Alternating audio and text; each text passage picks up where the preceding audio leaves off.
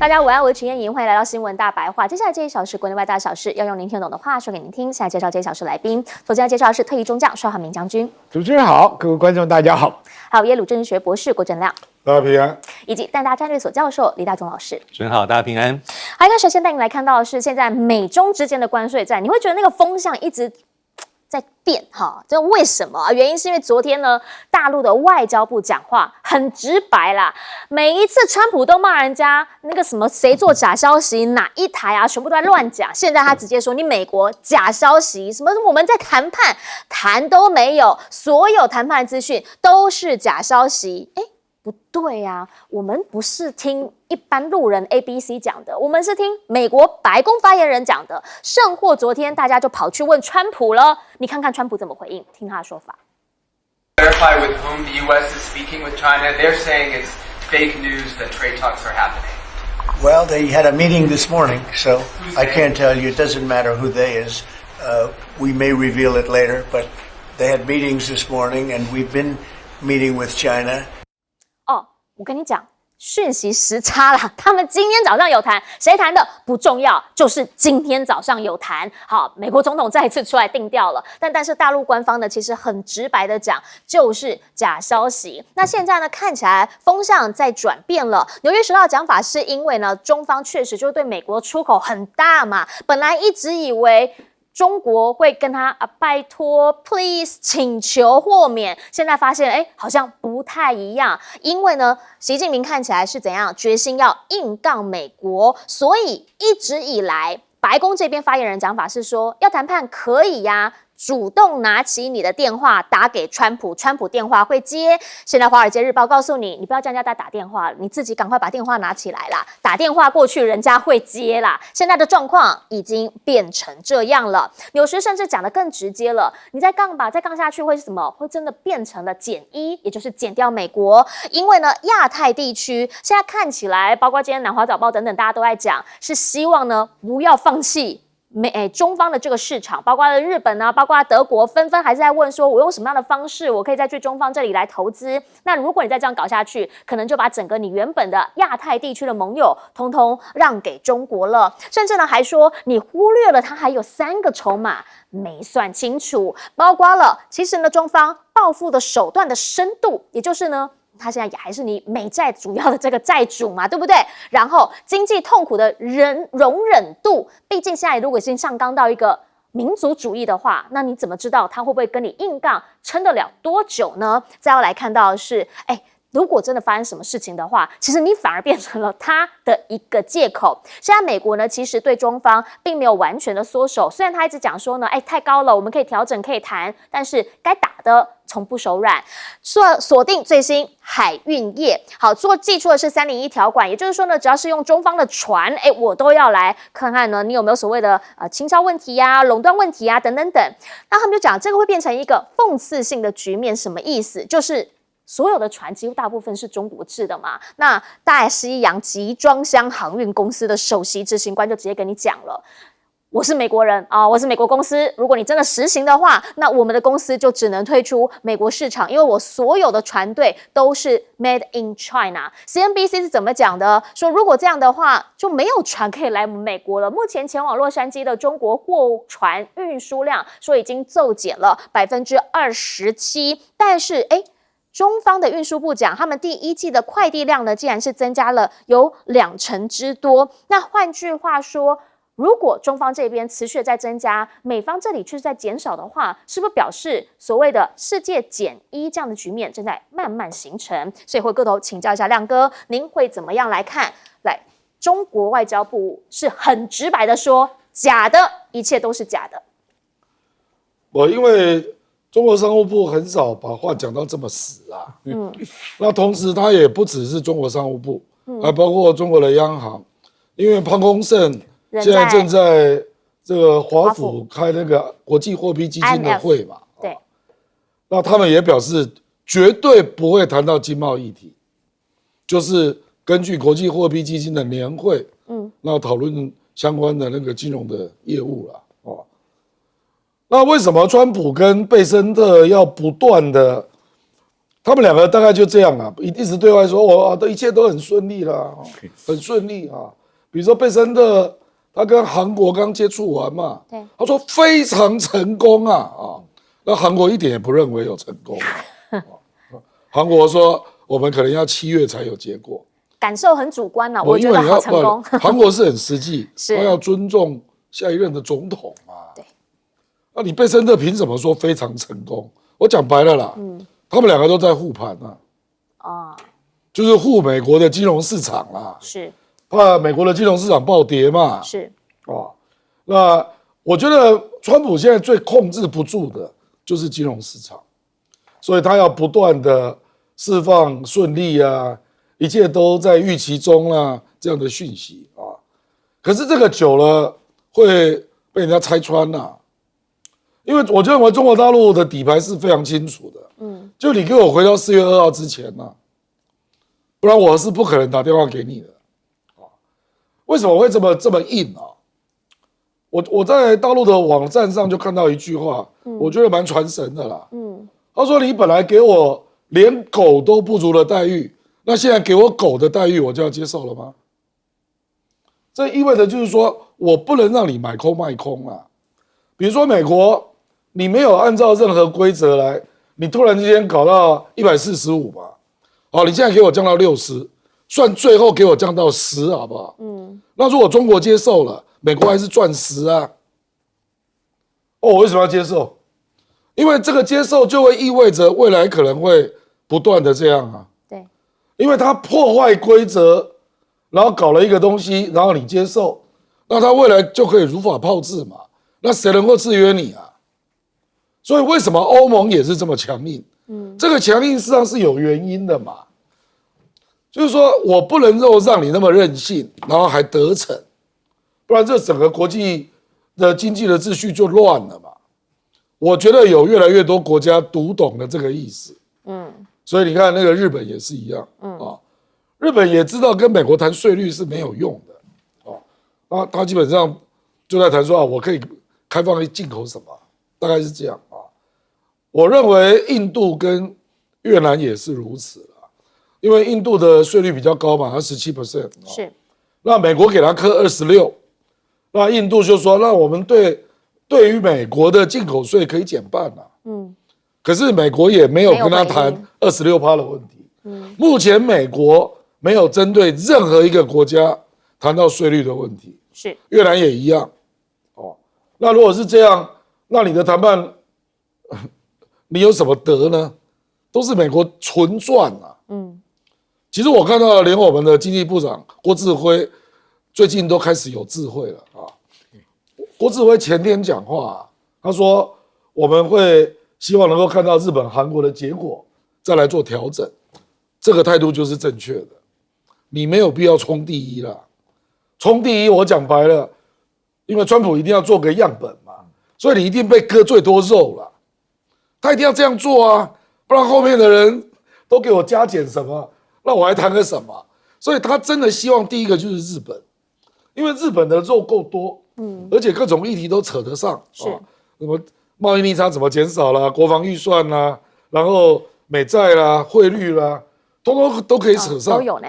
所以他就希望日本是第一个啊。那他本来也料想日本应该我比较能够掌握吧，没想到也是很不顺啊。那我觉得也就是日本的精英啊。我认为日本的精英在这里是有共识的，这个不是石破茂的个人意见。而且日本的也有做民调，70%的民众认为不要让。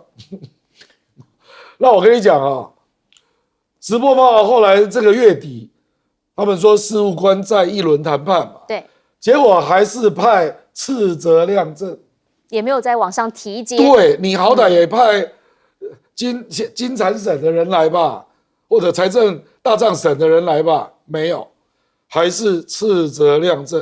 斥责亮正是经济再生大臣啊，这个在日本的内阁是第2阶的。那为什么你到现在还坚持派2军？你就是不希望太快嘛，不就是这样吗？所以我觉得这个恐怕是川普未来很大的麻烦，因为人家就会慢慢看清楚了，看起来你不是很顺的，那不是很顺。我认为它的金融市场就会再反应。所以川普未来要怎么处理，会有困扰了。好，这看起来这一局这个战场打得不是很顺，所以他反手再来一个什么，就船运业301条款。但是这个呢，内部又开始会有声音，想要请教一下将军，您会怎么看？这个东西啊，川普这种无厘头式的这种乱抢钱的那种做法，人家都没办法接受吧？你要挖我的肉，还要摆那么高的姿态，而且弄得我不能活。现在问题是，人家的经济还要不要活？像尤其是小国家。第二个，你那更扯了，人家造的船不能靠你的码头，还要缴钱，那比那个占山为王的强盗还土匪啊！强盗只绝标啊，对不对？没有人家飙车要拿啊。所以这个东西啊，现在中国大陆趁你疯狂的时候，给你做个有感反制，这场美国现在慌了。什么叫有感呢？你晶片几十万人，普通老百姓不会买，也没有感觉，企业老板有感觉。但你家里面锅瓢碗盆、卫生纸、婴儿奶嘴一下缺货，你就有感，而且这有感的人是美国人口的大宗，对不对？港口船不来，掉头回去了，你港口税没有了，工人失业了，对不对？货不畅其流了，这些东西就会造成很多人有感，你知道吧？有感才是可怕。政治人物啊，他可以胡吹乱扯，但是当老百姓实际感受，我买一个鸡蛋快要1块美金，我喝一瓶牛奶快要多少钱？这是每天生活上要用的，对不对？所以这个东西啊，虽然量这个价值不是很大的一个金钱价值，但是数量太大，所以这个问题啊，川普的牛皮现在已经吹破了。从说上任第一天，俄乌战争就停，对不对？中国大陆跟其他国家第一个会来找我谈，碰到中国，我不识相，我就是不谈，连电话都不接。急了，先放软了。我跟习近平是好朋友，他非常乐见。现在连你川普都要放假消息，再谈，是在你美国谈，还是在中国谈，还是几级的官员去打电话？你不是指望人家总统来给你打电话吗？习近平又不是泽连斯基，对不对？所以今天底气不一样了。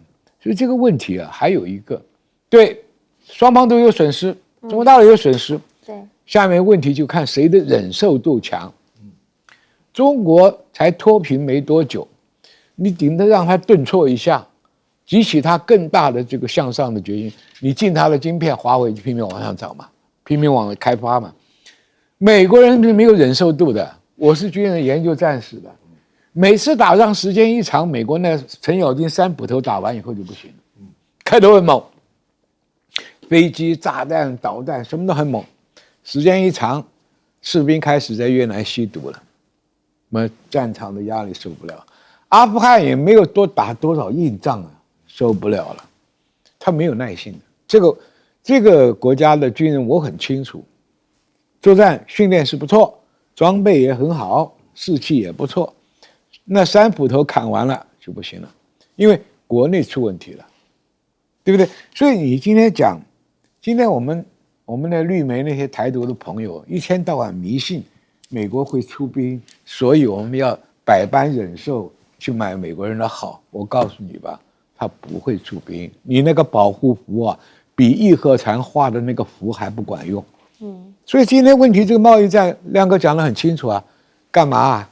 先把宝贝送上去，还抢着第1名，对不对？看看日本、韩国的态度，对不对？你今天还没有像日本那样被卡得那么死啊。日本被被麦克阿瑟统治这么多年，已经把这个国家定得死死的，对不对？今天石破帽都敢，为什么？日本老百姓还要活啊。日本的经济真的很惨啊。我上礼拜我才到日本去了。东西卖得很便宜啊。对不对？农民苦哈哈的。是。所以这个问题哈，任何一个政治领袖都要为自己国家老百姓去着想。要不然你的政治前途就完了嘛。你川普还能撑到明年吗？好，其实呢，如果说看到了川普他现在已经被人家指你都是假消息，当然他还在盯了哈。但我想请教一下大中老师，你觉得他会不会真的在心里面也感觉到风向不对了，会把电话拿起来打，而不是跟人家讲说你怎么还不打电话？我觉得其实北京跟华府都有面临一些压力啊，但是看起来华府这个川普的压力还是比较重。因为我们仔细看一下这2天北京的回应啊，一开始其实中国大陆外交部的回应啊，是面对记者询问到底有没有接触，他的讲法没有正面回复。对，但是到了昨天，包括商务部、外交部发言人讲话就是斩钉截铁，基本上让你没有太多的空间可以说还可以这个可以那个，就是假新闻、假讯息、空穴来风门都没有。可是川普还是有看到一些，比如说这个美国的媒体，他还是有白宫释放一些讯息啦，匿名的讯息说有，其实中低阶的官员有接触。那甚至有人会说因为这个中国大陆外交部跟商务部讲的是双方没有就经贸关税问题进行任何的磋商谈判，更遑论有任何的协议，所以可能是一些其他的一些接触，但未必是直中核心。所以这样的一些其实也是美国故意释放出来的讯息，但真相到底如何？我觉得目前看是每天一罗生门，但是里面还是可以看出一些趋势啦。我觉得这2-3个礼拜，其实华府有慢慢释放出一些空间跟所谓的下台阶，这下台阶可能也是针对自己，因为川普的讲法，我觉得有更多的软化的空间，包括财长贝森特的谈话。待会有机会可以再提，其实都是过去是硬中带软，我觉得现在是软中带硬。这意思是什么？意思是要有个空间给对方，但是北京目前并没有真正100%回应下来。为什么？其实答案非常简单，因为第一个，因为川普跟川普官员口中里面有个非常重要的关键字叫做尊重。看他当时在白宫教训泽连斯基的时候就非常清楚，但是。同理心，其实北京也是需要，他也是心中希望有这样的对待，就是你不能一方面极限施压，一方面逼我就范，然后最后里子面子全部是华府的，这北京会避免。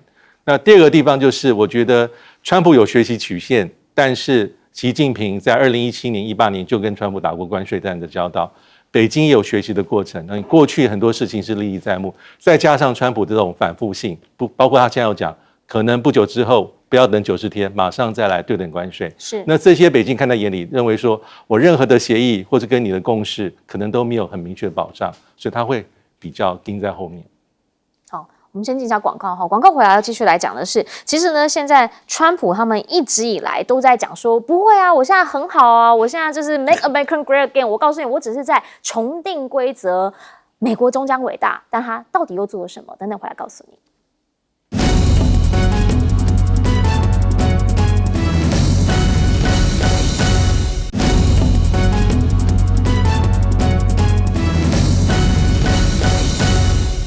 好，我们讲到现在的川普呢，他必须要稳固他内部对他的信心，因为现在看到的就是对于他的这个 approval 呢的满意度调查蛮低的啦哈，所以他要干什么？怎么样号召大家？最厉害，他的老本行做帽子。超会做帽子，最新的帽子是什么？最新的帽子是告诉大家说 ，Trump 2028重写规则，未来一片光明，还甚至写了任何人不得当选总统超过2次的规则。你在问说会不会是这个规则到最后呢被他拿来重写，拿来打破呢？其实川普他现在当然会很在意嘛，因为呢他在做一个所谓的大变革，结果这个大变革呢，他本来告诉大家经济会变好。没有变好啊，变得日子很苦啊，所以呢，现在他第一任期100日是45%，现在比那个支持度还要来得低44%，倒数第1名是他，倒数第2名也是他，川普怎么可以忍受呢？那是不是又是假的？媒体在乱做，他就讲啦，你看那个福斯的荣誉董事长早就讲了，要把这个福斯新闻给撤出来，这里面有很多是讨厌川普。强调造假的民调专家，也就是说，我民调怎么可能那么低？这个绝对是假的，假消息。但是呢，确实目前的状态就是不好。2025第一季度，美国188家企业说破产了，这创了2010年以来的新纪录。在加州这边的港口货运量，我们刚刚讲暴跌嘛，所以呢，美国工人就在讲了，那怎么办呢？我的工作都没有了。其实现在呢，就连美联储的官员都出来讲说，如果说高额关税。最后就是一连串的经济停滞、通膨，甚至是通滞，那最后就变成失业率飙升了。所以他们在讲降息这件事情，他们现在已经开始好好认真的在考虑了。那两边在做账，另一边的状况是什么呢？对于中方来说，大家认为现在可能对他的言会比较有威慑力的，就是在科技层面对他的卡脖子。可是他们现在呢，开始也有一部分自己的能力生出来了。最新传出说，大陆好像对于部分的美国晶片免征关税。也就是说呢，我现在需要它传出啦，储能的那个储存的，它比较能做嘛。后面呢，包括了控制功能啊、放大功能啊，还有其他用途的晶片，这个部分呢，他们现在确实有需求，所以有传出说他们暂停征收这部分的高额关税，但目前为止没有得到公部门的一个公开通知，又或者是相关的承认。可是呢，现在台积电警告了，你再这样玩下去的话，其实啦，中方是会先取得先进晶片的。原因是因为先前华为不就已经给大家上了一课吗？但目前呢，他们其实挖各方人才，美国有一些人才回来，他们也开始到各地去挖。最新港媒这边的披露是长兴存储先前说本来呢是有挖了台积电这边的人过去嘛，现在开始是什么？挖日本人过去了。这个都是呢，他们在努力在这个部分持续往上走所需要提升的一些人才库开始收拢。然后呢，晶片战争的作者告诉大家，一直以来基本上晶片战争跟区域啊、跟能力都有关系，但是如果美国你再这样继续搞下去的话，基本上啦，美国他认为有可能呢是让所有的晶片业没有办法在美国这边好好的生存，反而最后会自废武功。其实华为现在做了什么？华为现在呢说，在下个月已经可以大量出产升腾 910C 了。德国之声就直接讲了，这个就是你的晶片禁令帮了他一把，让他还真的催生出这样的一个能力出来。而且呢，现在也说了，其实华为能够推出这一些，就是针对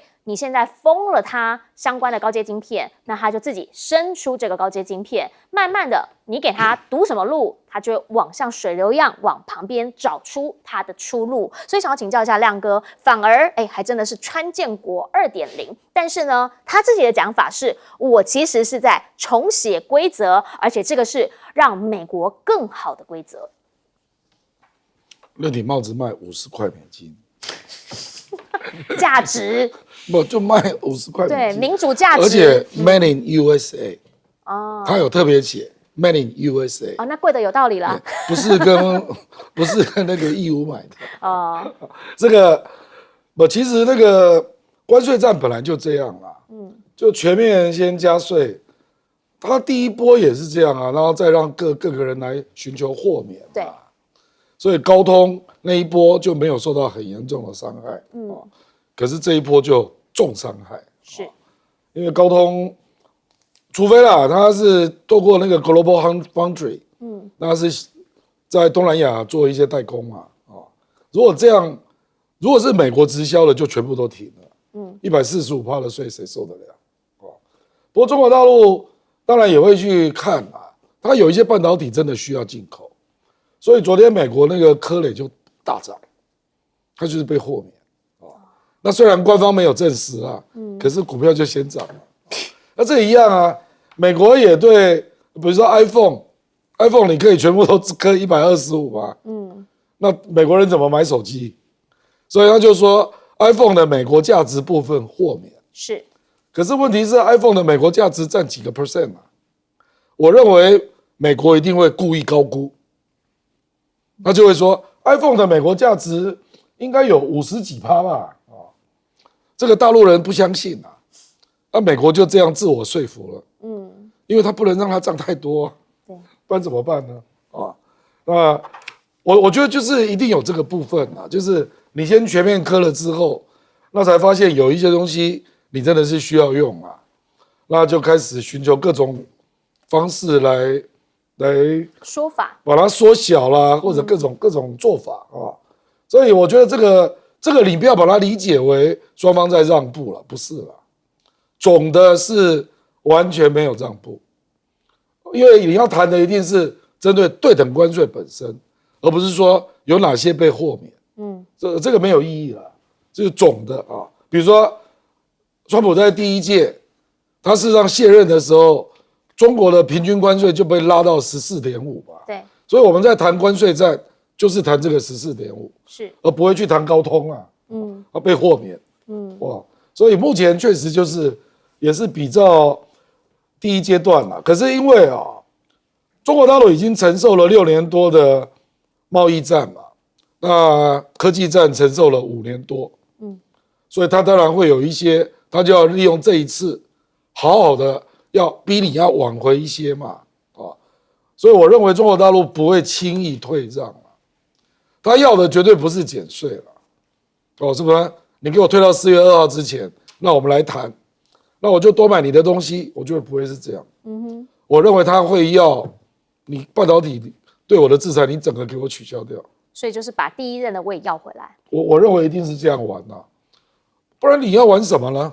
因为这样不叫做减税，那减那14.5%，对中国大陆意义也不大。是，所以我认为他一定是要他真的要的东西。那比较可能就是科技战的部分。哦，就毕竟呢，他科技战是他在第一任的时候就开始打了嘛，所以呢，到目前为止，大家才会说他是川建国2.0嘛。因为呢，第一任那个华为战就是让现在的华为它可以做出升腾910C嘛。要请教大中老师，你会怎么样来看？对，因为川普第一任这个一开始是关税战，2018年，然后到末期开始科技战，然后拜登呢承袭川普的政策但是更看重是科技制裁掐脖子。那过去这7年多的时间，老实说，美国对于中国大陆的这种制裁，不管是科技或是关税贸易，基本上都是叠加的，你鲜少看到往回把东西筹码拿掉。对。那现在像刚才这个亮哥所提到的，也许是北京目前希望能够达到的一个目标，就是不够，要回到4月2号之前之外，我真正这个关心的地方，可能也不只是所谓的美国在意的这个多年来的长期贸易失衡。或是贸易赤字，我还有其他东西。那当然呢，其他的，比如说像台湾议题，他可能趁机也把它放在里面，希望川普做出某种程度的保证。我觉得这个是也还是一整个一盘棋所以目前来看，就是看川普的这个政策，还有北京是不是愿意正式接招。我觉得到目前为止，并没有很明确的接招迹象。但我刚才有提到说，这2礼拜看到比较多。川普自己还有川普的决策官员的一些讲话，其实是耐人寻味的。比如说贝森特，他一开始讲法也是非常强硬，可是在2天之前，在这华府的全球经济协会的讲法，我会说他的基调变这个软中带硬，中间为基调，但是还是会批判中国。批判哪里？批判说这个 IMF 还有世界银行，你早就应该把中国移出所谓的开发中国家。但这种讲法，其实美国国内早就有人讲，不是1天2天，国会讲的人非常非常多。那当然，他还有会提到说，比如说你这个中国大陆可能太仰赖这个出口，他甚至呼应中国大陆这几年常讲的双循环。他意思是说，你还是太过度仰赖这个对外出口啦，尤其是太看重美国的市场啦，要增加所谓的这个内部的消费增加内部的这些消费，扩大内需。假设能够做到这些，其实有很多合作的空间。这是贝森特的讲法。我觉得从1月20号到现在，应该是贝森特口中里面对中国大陆比较软性的讲法。批判的还有，但整个基调我觉得是往下弄得比较柔和。为什么？其实就是目前华府所承受的压力。因为你所期待的主帅出场，就像川普1.0的时候，所向披靡，你要见谁就见谁，金正恩还可以见3次。那2017年就可以邀请习近平来美国这个海湖庄园碰面，但是2.0的时候，反而这一招好像行不太通。唯一好像有点点进展的，就是普亭愿意接你的电话，但整个俄乌的形势也不如你预期。所以，因为川普目前面临到的压力是非常非常高，他会比较希望说，在美中这一块，至少能够让整个氛围软化。对刚才所讲，包括美国国内的经济市场而言，都不是那么悲观，至少给大家有个期待这样的一个氛围。然后呢，用时间换取空间，慢慢走上可以上谈判桌。但假设真的上谈判桌，美中这一局谈的东西一定是最复杂、最艰难能够达到的。那第3点就是刚讲那个帽子也很有趣，就是川普感觉起来对第3任还是没有完全的死心。否则他的回答的方法就不会是这个样子，因为他不想太快被人家视为是跛脚。所以那个帽子里面是50块美金，同时他一件 T 恤就是改变规则、重写规则，36块美金，36块稍微低一些，但是因为这是他的这个相关的一些 Made in USA， Made in USA， 所以强调要强调这点，这可以体会他的心情，因为他学的时间非常有限，那他不希望被人家定位为就做4年，太快下定论，这对他战略战术上是非常不利的。是4年下来，请教一下将军怎么样来看？来，请教将军。我跟你讲啊，哎，中国古代的皇帝为什么3宫6院72妃呢？怕没儿子。川普呢，现在这4年他成功的公算很低，他希望能够撑8年把它做完了，他就是能做成功了，他就是美国真的伟人了。然后这4年做不成功下台，那个多狼狈。他会被清算的，老百姓会对他唾弃的。所以他为什么急的？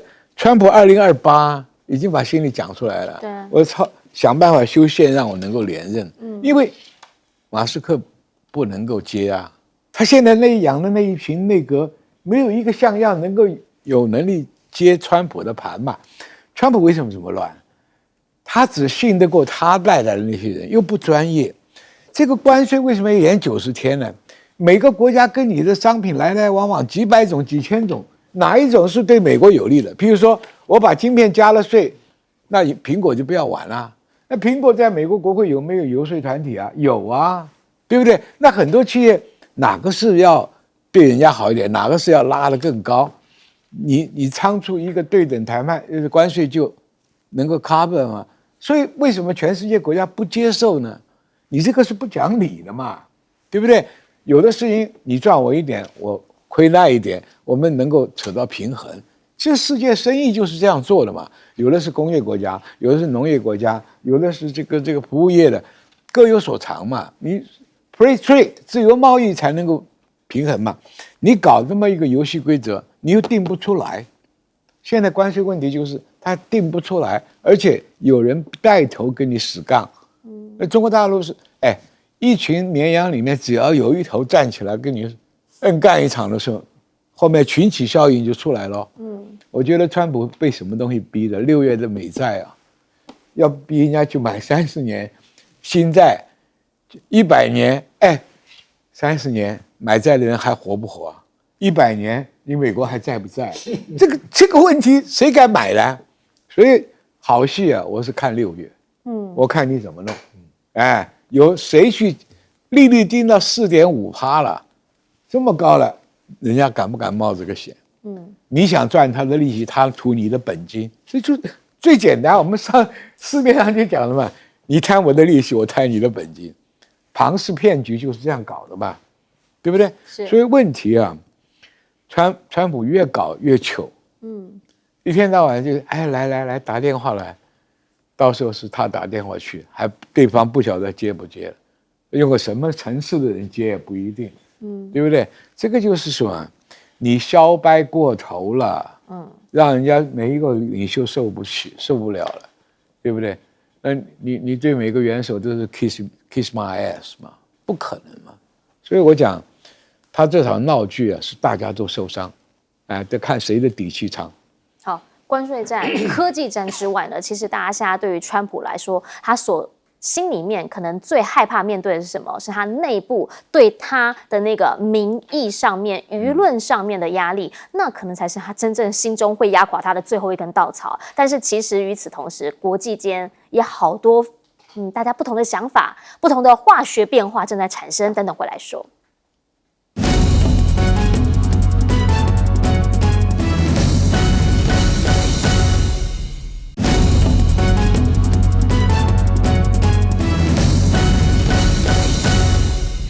好，大家来看到的是呢，现在在美国在干嘛？在开重要的经济会议，1年1度的 IMF 呢，现在正在开会。那总裁呼吁大家赶快啦，贸易争端解决一下。现在全球经济重伤害，确实，你去看他现在今年的报告出来，几乎所有的人都是经济预测下调啦。德国呢，德国经济部长更惨了，说今年德国经济预计将会陷入停滞，也就是无法实现增长。那对于德国来说，好不容易今年才想说，是不是可以往上推一下？结果现在呢，今年经济增长率已经调到了是0%。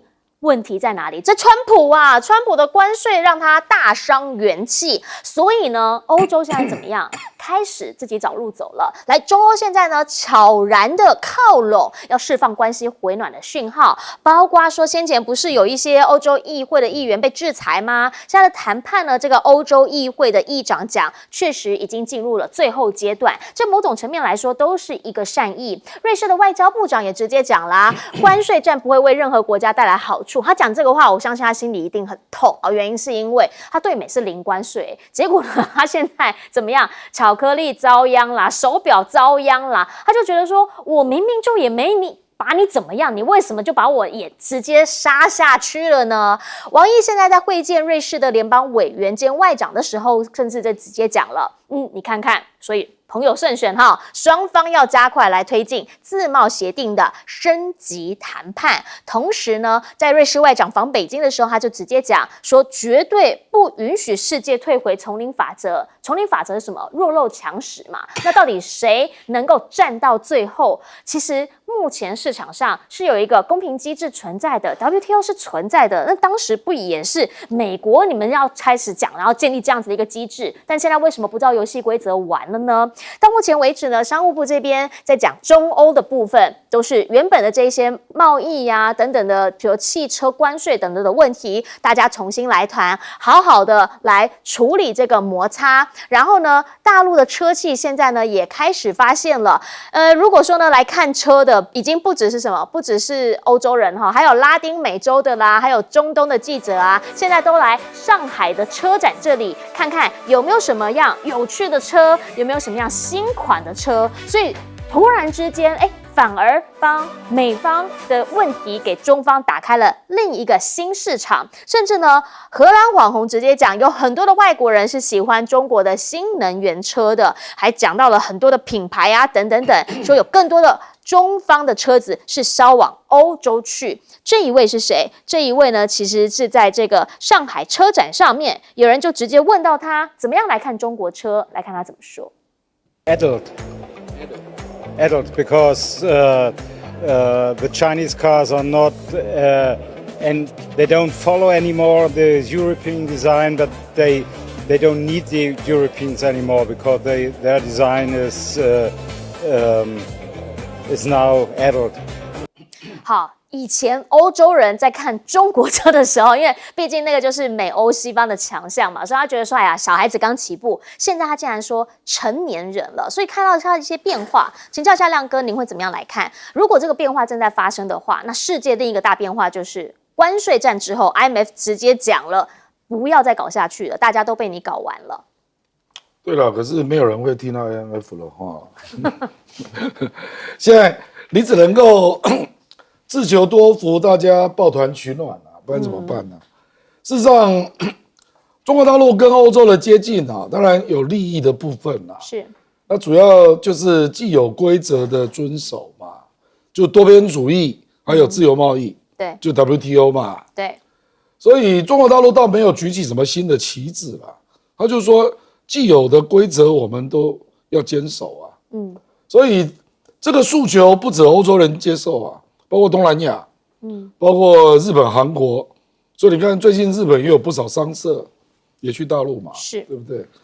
那事实上，我们看欧洲有一些国家真的在做出一些比较明显的调整啊，比如说德国它宣布华为是5G 的可信任伙伴，这个是很大的突破，很大的改变。那比如说这个英国算是美国最亲的国家啊，他就直接讲白了，说我们不可能跟中国脱钩，把话讲到这么白啊。那比如说各国可能会到中国得到美国本来出口到中国的订单嘛，就开始转给欧洲的伙伴啊，还有日本、韩国等等啊，市场已经发生了啦。比如说西班牙猪肉。就得到更大的订单，是，所以我觉得这个趋势可能不会停止哦，因为川普这个人他不会轻易让步的啦，因为他上任才100日，如果这个议题毫无进展，那大概接下来3年不知道怎么做，所以就会僵一阵。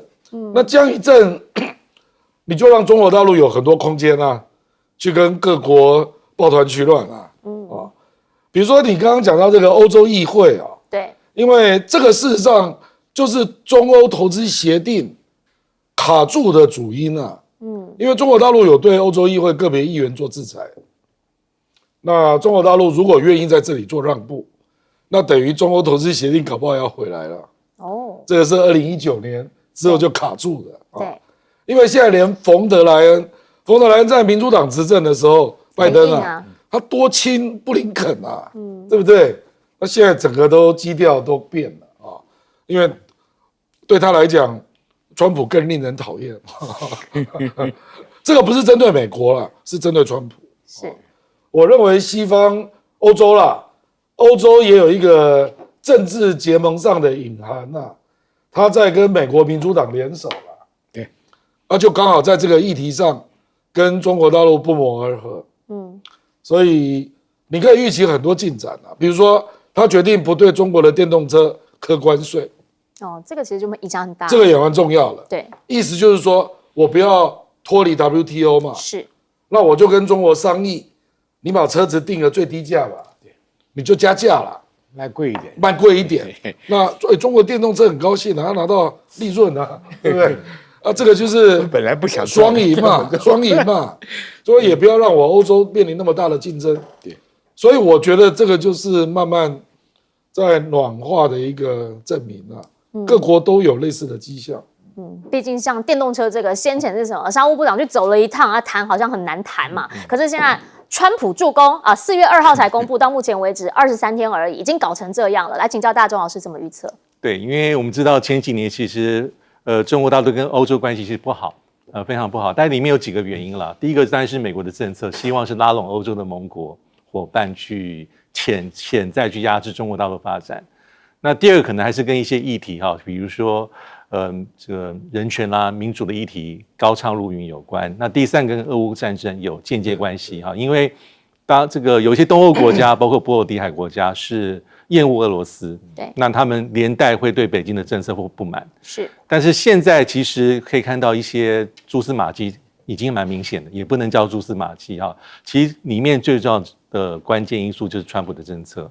就像刚才所讲的，这个现在谈什么？在谈北京在谈要解除对于一些欧洲议会议员跟个别国家议会的议员的这个制裁。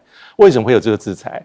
最早是2021年3月，就是刚拜登上任没有多久啊，其实一些欧洲联盟还有跟部分的欧美国家在因为新疆的议题制裁中国大陆的官员，还有一些实体。那中国大陆一定反制，反制的结果就是反而去制裁这些站在前面的这些议员啊，欧洲议会议员，所以一直到今天哈，那前一阵子已经释放出一些蛛丝马迹，说再谈，但是通常是欧洲没有很热络，但现在呢是正面大方宣告说我们在进行最后一步的一些协商，所以这个就是一个重要的关键。第二个关键就是刚才所讲电动车，电动车谈了这么久，欧洲调查这么久，最后做成这么强硬的，加了这么多的关税，大家知道吗？这些中国大陆的车厂最高从10%的底再往上叠加，最高被课到45%，有些车厂。但是在过去，中国大陆寻求的一个替代方案，就是刚才所讲的，可能用一些，比如说最低价格啊，当时谈的是3万欧元，去年年底，欧洲不接受哦，那现在居然可以35000欧元，那中国大陆觉得这还是有利可图。那这些为什么会突然这时候可以？其实就是川普的政策。那还有是不只是欧盟的态度有些微的变化，其实大家看一下现在的英国的财政大臣正在跟贝森特谈判。其实他的讲法出访之前也是个策略应用。对，他说中国是全世界第2大经济体，如果我们英国不跟他打交道，就愚蠢之极。这也是个策略应用，也是个喊话。那到了美国之后，他的讲法大家可以稍微看一下。他说不急于谈成结果，但是也许可能会谈成结果，但是一切的谈判要以英国的利益为最高利益，这是英国谈判代表所讲的话。我觉得这还是非常非常关键的。对，是，请教一下将军。我讲欧洲的经济啊，虽然波罗的3小国是反俄的，是，但是它在欧洲不是一个主体国家。欧洲的经济指标先看德国，再看法国嘛。那德国在我们成长的这一辈子里面，始终认为德国货是最坚牢、最可靠、最精密的东西，就是德国货嘛。那汽车工业更是这样子啊。那德国现在面临成长 ，GDP 成长快要变0了，对他来讲是很大的危机嘛。以前也跟着欧洲讲，哎呀，我要禁核，现在电也不够，石油要从俄罗斯进口又禁掉了，所以它的经济成长前途很难看了。美国这样一搞，德国的高价位的车子到美国去要课了关税，那中国大陆的比亚迪又要进来。你像我们买车的哈，假定我是开计程车的，我在乎这个油料的 mileage。一般买车的看外形啊、性能啊，喜欢搞车子的看几秒钟可以到100啊。对，每个人不一样。但是普罗大众啊，你可以看以前这个 BMW 出什么外形，日本的车就抄袭，因为车体的设计流线型呢是吸引很多人的目光。那以前日本在模仿欧美的，那台湾在模仿，对不对？现在慢慢看大陆已经脱离了，所以这个成熟不只是技术上的成熟，连风格上都已经脱离，就完全是模仿了，甚至于我有一点超越，会有点想象。上次那个什么歌，不是开的车子开到水里面去，那个叫贾抗歌，对，美国甲亢歌哈。你像一般人的印象里，我们车子碰了台风天，那个水泡的轮胎一半，车子就完了。这个不管是倾斜也好，马达引擎都受损，他那个做到那个地步，就代表汽车工艺上他已经可以超英赶美了。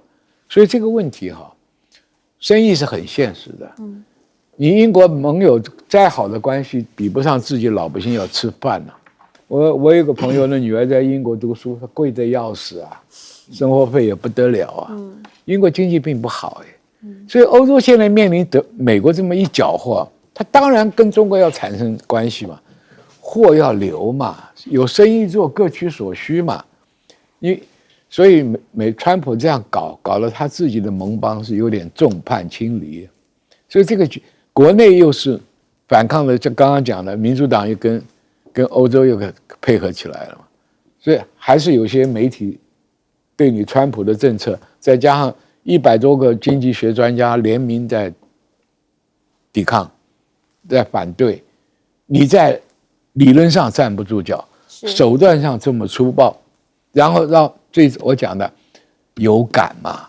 中国大陆反制东西项目不多，但是样样都让老百姓有感，这才要命呢。加上美债的处理，你看好了，川普到了7月份。他的政治声望还能维持现在的40%，我都表示怀疑啊。所以这个问题，贸易战损人不利己，小白自大的，今天就是马上看着要自食恶果。所以我不看好川普能够延续下去。他的基本选民是农人、工人、畜牧业、机械业，这3个都被制裁得很惨了。被中国制裁得很惨了。我看过美国的农家。